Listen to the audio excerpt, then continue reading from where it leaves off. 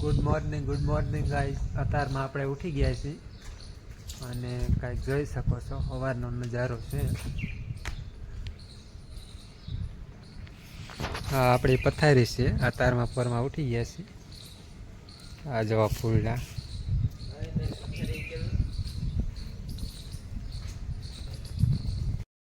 તો આપણે પીપળાવાળા ચોકે પહોંચી ગયા. જોઈ શકો છો કંઈક નજારો આવો છે. સવારનું વાતાવરણ એટલે બહુ માણસો તો હજુ આવ્યું નથી. અમારે રીંકુ